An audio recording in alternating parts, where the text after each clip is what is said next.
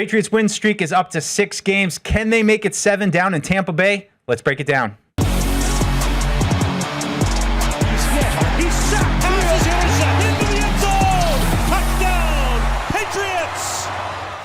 Welcome, everybody. We're here to break down the Patriots game down in Tampa Bay this weekend. It should be a good one. Patriots going up against Baker Mayfield, MVP candidate. Not playing great the last couple games, but a lot of injuries, and I think that's a good place to start, Ev. You know, the Bucs, great start to the year. Huge game against Seattle. They put a bunch of points on the board, but no Chris Godwin, no Bucky Irving, and those are just kind of the headliners. They've lost some depth pieces as well.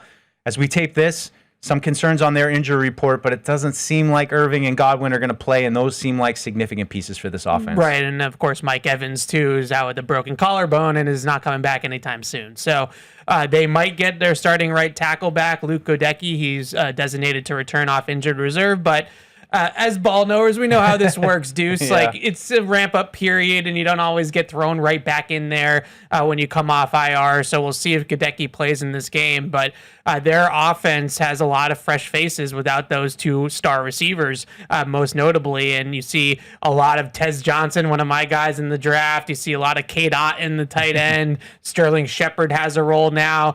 They still have Emeka Egbuka, and he's an extremely talented rookie receiver. Looks like the next Ohio State star receiver in the NFL. So he's a hell of a player, but it's really him, and then now they're kind of patching it together without those two vets. So we get Baker Mayfield, too. And I mean, the last few weeks, Patriots have been facing young quarterbacks, Michael Penix. But you've seen good defenses over the last couple of weeks. And I think on these preview videos, that's what we've been trying to really lean into, the challenge for Drake Maye and the offense to continue their hot streak. They largely were able to hang on last week, but we saw some mistakes pop up. Only 3 points in the second half. Overall, though, when you look at this Bucs offense with Baker Mayfield and how the Patriots defense is going to have to play them, we've seen a lot of zone against those younger quarterbacks. Right. Might we see an uptick in some man coverage this week? Let's man these guys up. Yeah. See what Christian Gonzalez and Carlton Davis can do. Yeah, I would like to think so, especially we just talked about not having their full contingent of receivers. So you really like Gonzo against Egbuka. Like, you feel like that is kind of a wash. And Tez Johnson and Marcus Jones match up pretty well together. So you have some matchup pieces here that you can shadow receivers and travel with guys and be able to go man on man. Now, the only potential weakness or downside to that is Baker, because he can scramble, he can extend plays, he's aggressive throwing the ball down the field, so he's not going to be concerned about tight windows and that kind of thing. So if you play them that way, statistically, it backs it up. He's 31st in the league in EPA against man coverage, so he's struggled against man coverage this season. A lot of that has to do with he wants to throw it deep. Their receivers have been hurt. They haven't really had the combination to make it work. But I would then be not concerned, but just take note of the fact that he's one of the best scrambling quarterbacks in the play extension quarterbacks in the NFL. So maybe man with a spy, like, maybe you put like Robert Spillane, at the first level and have him spy Mayfield, but you got to make Mayfield throw the ball from the pocket. Yeah, well, let's talk about a little bit about the Patriots offense too. Mentioned last week, the kind of centered around Drake's fumble. It felt like that strip sack. Yeah. And the game from there on didn't really get back to the level that we've seen from Drake. We've been pumping up these defenses they faced in recent weeks. We talked about the Browns and Myles Garrett. We talked about, an underrated Falcons defense, maybe with not the household name talent, but a really good defense nonetheless, who gave the Patriots offense some trouble last week. Now we look at a Tampa offense who has a great mix of veterans, great coordinator. I guess you could say really it's the head coach that is the actual coordinator in Todd Bowles. But this is a defense 7th ranked in DVOA, 3rd in EPA. They've got 10 takeaways in 4 games, which to me stands out because what we've seen this offense struggle for the Patriots, it's usually coupled with turnovers.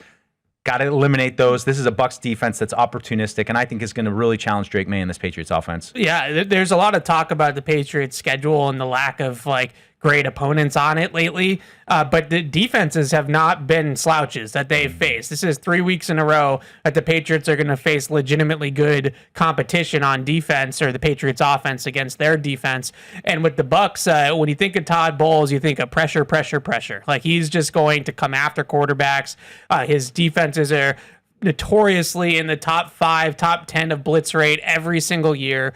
They're 7th this year. They're 4th in overall team pressure rate. So they are going to put Drake Maye under pressure. I mean, there's no way it's not that kind of game. So really for the Patriots, this is not about, like, you would love to go into it and say, well, let's just pick it up, right? Like, and that's easy to say sitting here in this chair. So I think to me, this is more about how does Drake manage the pressure? Like, how do you handle blitzes? Where are your hots? Where are your quick throws underneath the defense? Can you extend plays this week and get outside the pocket, maybe move the pocket a little bit, and then buy time to throw the ball deeper down the field? This is not one of those games where you want to sit in the pocket and hold the football. Yeah. Like, he's not going to have the time to do that. So they do a lot of exotic blitzing. There's like first down plays where they're blitzing safeties and dropping edges out and like all this different kind of stuff. So they're going to really try to put Drake Maye in a blender when it comes to the pressure, and the offensive line as well in a blender.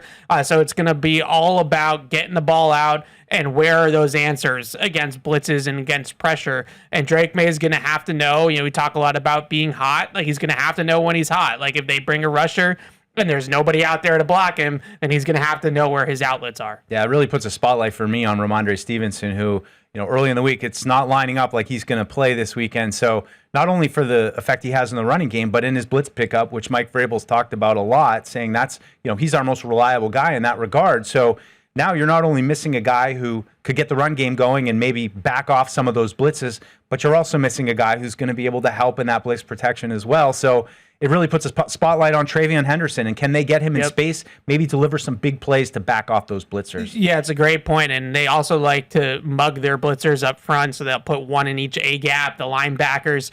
And Ramondre is really good at like sticking his nose in there and keeping the pocket integrity. But maybe this week with Henderson, you see it a little bit with Jahmyr Gibbs with the Detroit Lions. It wasn't so much Gibbs trying to block those blitzers. It was him on little swing passes and screens and stuff like that in the flat, and Jared Goff just kind of lofting it over, against the blitz behind it. So maybe this week with Henderson, it's less about, okay, let's try to keep him in pass protection, and more about let's get him out into the flats, and maybe we can beat the blitzes by just dumping passes to him and letting him run with it.